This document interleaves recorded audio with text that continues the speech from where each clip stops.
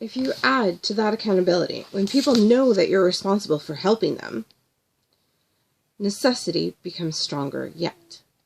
A tremendous amount of research shows that people tend to maintain motivation, give more effort, and achieve higher performance when they're held accountable for their outcomes, are evaluated more often, and have the opportunity to demonstrate their expertise or gain respect from those they serve. In other words, if you owe it to someone to do well, and you feel that doing well will exhibit your expertise, then you'll feel greater necessity to perform at higher levels. For example, when we're evaluated more and held accountable to team performance, we work harder and better. This all sounds nice, but we all know that often a sense of duty to others can feel like a negative thing in the short term. Few parents are eager to wake up in the middle of the night and change a diaper. Doing so is more an obligation than an expression of warm-hearted love. Will parents complain about that obligation?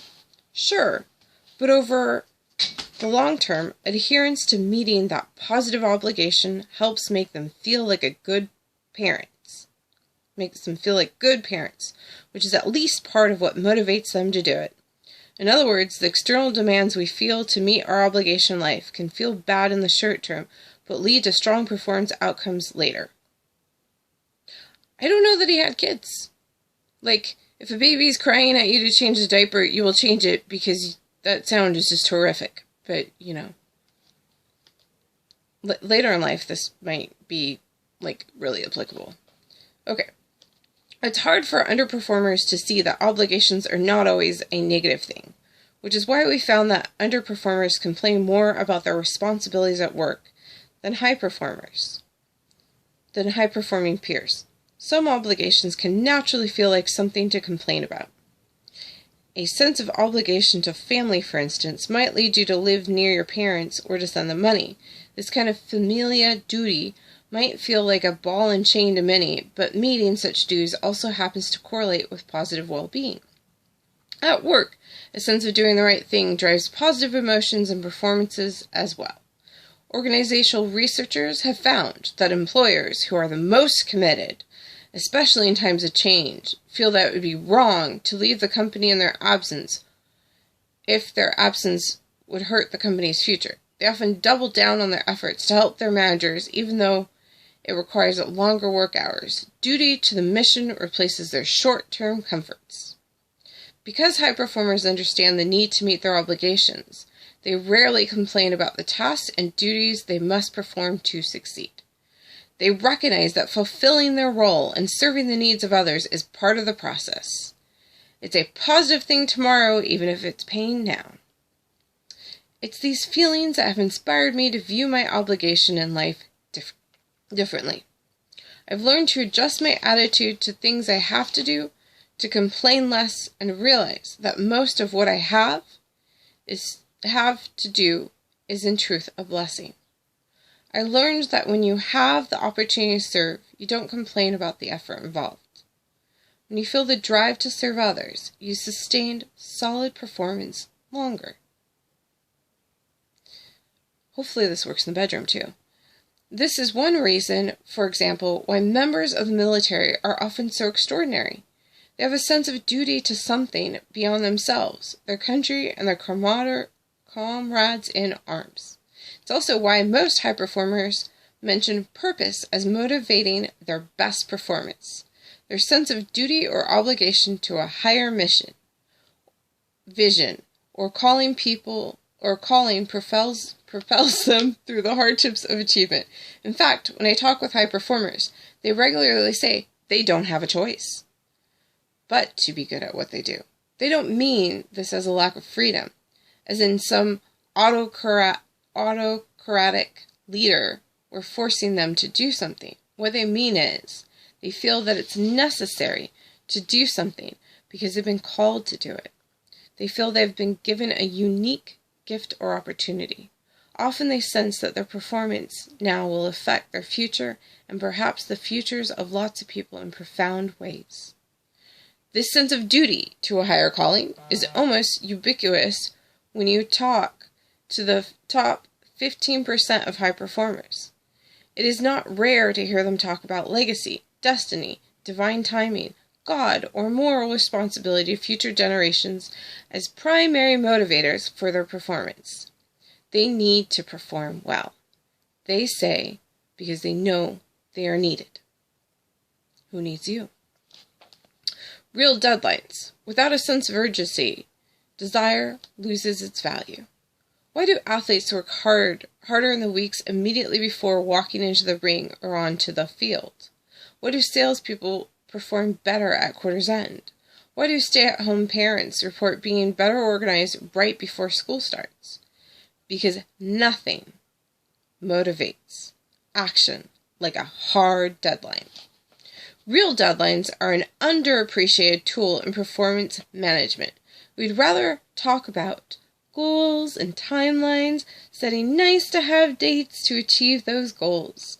But high performance happens only when there are real deadlines. What is a real deadline?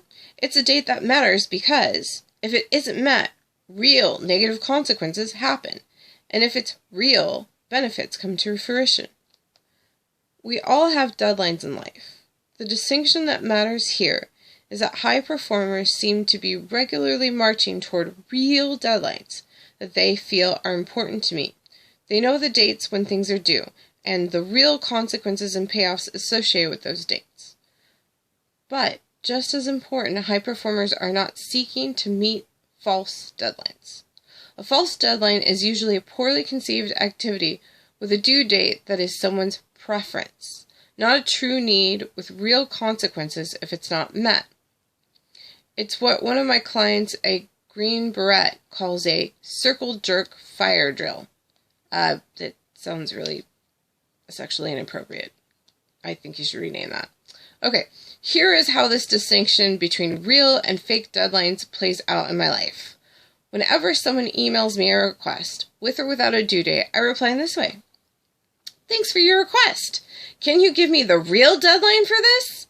That means the date when the world will explode, your career will be destroyed, or a domino effect leading to both your and my ultimate demise will truly begin. Any date before that is your preference, and with respect, by the time you sent me this request, I have 100 preference requests in front of you. So, to serve you best, I have to put you in ranking order with the real deadlines. Can you please let me know that drop-dead date and why, specifically, it occurs then?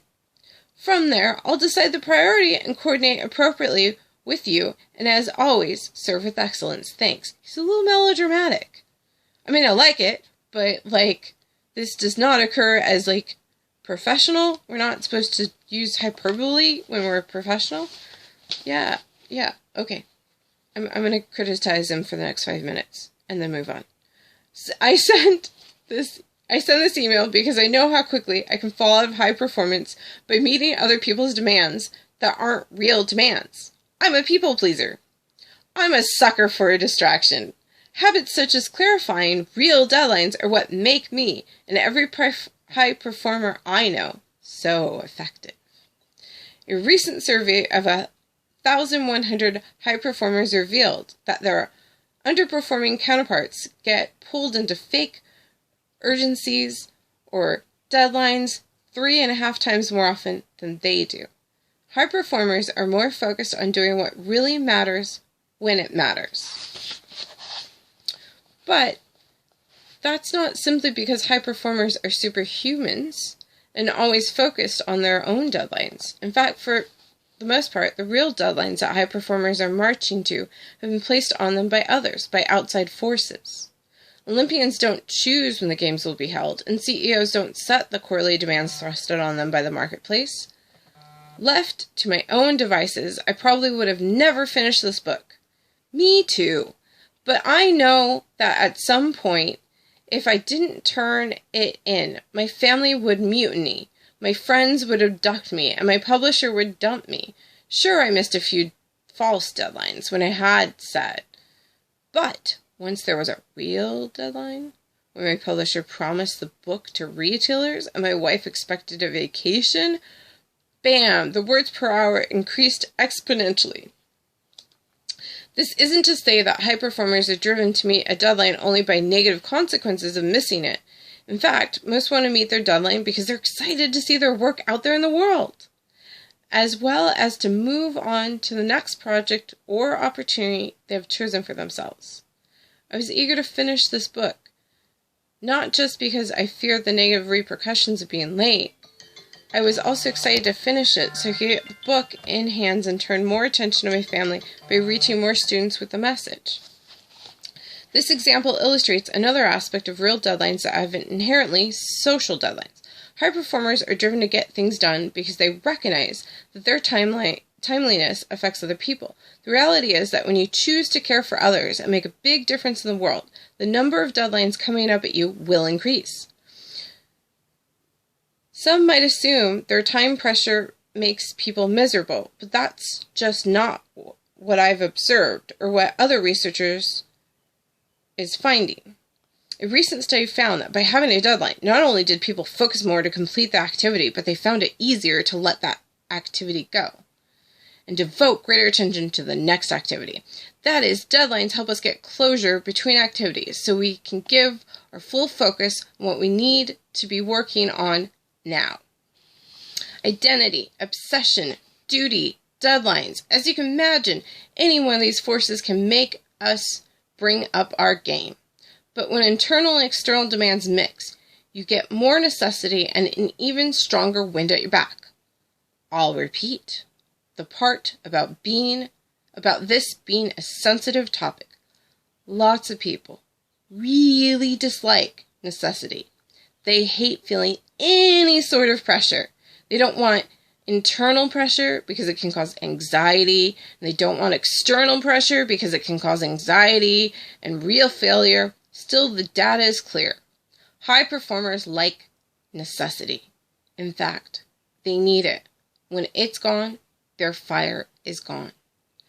For an example of how this might play out, imagine you're working with someone who's in the top 2% of high performers. They say to you, I feel like I'm not considered consistent or disciplined as I used to be.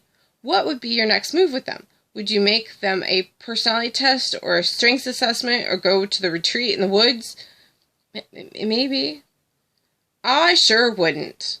I'd have a real conversation about necessity. I'd find out about a time when they did feel consistent, and I'd explore the 4 forces of necessity with them to see what led to such impressive performance in the past.